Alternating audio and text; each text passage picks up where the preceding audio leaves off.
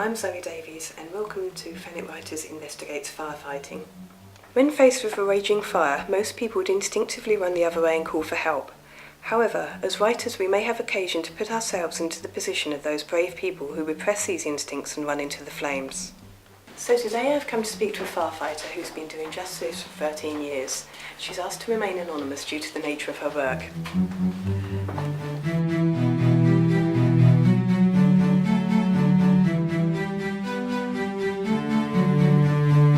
Hello, and thank you for agreeing to speak to us today.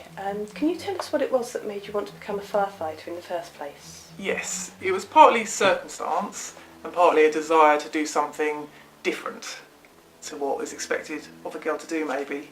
It's one way of looking at it. So I was a postie at the time, and there was a guy I was working with who was going for the London Fire Brigade, and he was telling me about all the tests he was doing, the interview and things like that, and he was getting me really interested in it.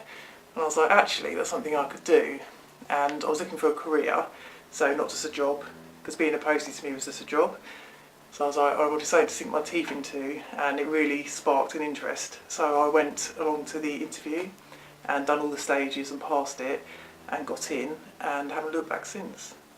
Yeah. Excellent. I understand your training must be pretty comprehensive, but how does it actually feel when you meet your first real fire? Yeah, so they are quite worlds apart really. So your training is very clinical and it's all, you're well looked after, there's people around you, there's instructors. When you go into your real fire training section, you're all in a group, it's calm, you're just looking at fire behaviour and things like that.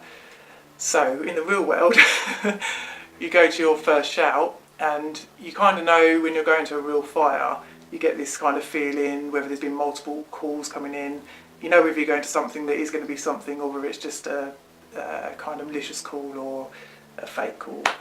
And yeah, you're on your way and you know it's your first fire you're going to, because at the beginning of your shift you're allocated roles for the day. So you could be a driver, you could be wearing breathing apparatus that day, you could be a hydrant locator. So my first fire I would have been wearing BA that day, so I knew what I was going to. So your heart starts beating a bit faster, your mouth gets a bit dry, and even though you've practiced, it's scary. It is scary because it's the unknown. So yeah, you're going there a bit more apprehensive, but you are so well trained, so you've got the two things going on there, and you sort of go through the motions. A lot of fires are, you call them bread and butter jobs. They're sort of standard house fires, and they all seem to be quite similar. You get differences in other places like big factories and things like that, but 9 times out of 10 the fires you go to are domestic properties, so you kind of get quite well trained in that. But your first one, you haven't had all that experience, so you are nervous, but you normally put with someone quite experienced for your first go. So you're basically with someone, you don't separate anyway, and you talk to each other, you can communicate. Even though you're wearing breathing apparatus, you can still communicate quite well. And yeah, so okay, but just a bit nervy, yeah. What emotions and thoughts do you have run through your mind when you're actually in the vehicle on the way to a big fire? Yeah, so you, like I say, you know if you're going towards something that is actually going to be something. You kind of all get that feeling with like multiple calls, for example, like I said earlier. So you're a bit more professional. You're a bit more like, okay, right, we've got something here. You're psyching yourself up for what you're going to see. We have information on the truck, so there could be information already about this property we're going to in our system. So someone's checking that out. So on the way we're sort of gathering information, what time of day it is, are there likely to be people in bed, or is it daytime so they might not be in, that kind of thing. There's so many different things going on in your mind on the way to what you're going to expect. When you get there it's always unique. Quite a hard thing is the people outside. So it's not necessarily, you feel quite confident going in, sorting the fire out and helping people. It's the relatives and that outside that are 9 times out of 10 screaming. They want you to be Superman. They want you in there to help their person there and then, which is kind of what you expect. So you've got a bit of pressure from that. When you're in a building actually surrounded by the fire, how do you fight your instincts? Because you must be terrified, you must sort of want to get out. But yeah, so like maybe on your first fire, like I said earlier, you feel a bit like that. But I've never felt that since. because you are so well trained and you do get the experience by going regularly. So we never really think about going out. We always think about progressing forward. It wouldn't even enter our head to come out. We have a risk-benefit thing going on, so we risk our lives a lot to save savable life. So we will push forward to save savable life.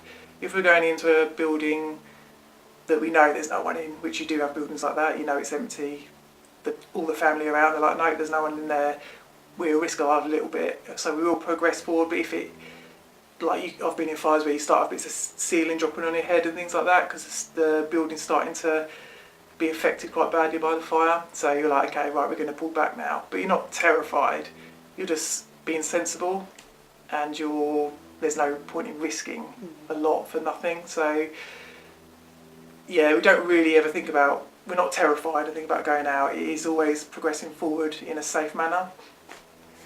How does it feel actually in the breathing apparatus when you're in there? It's hard. Really hot?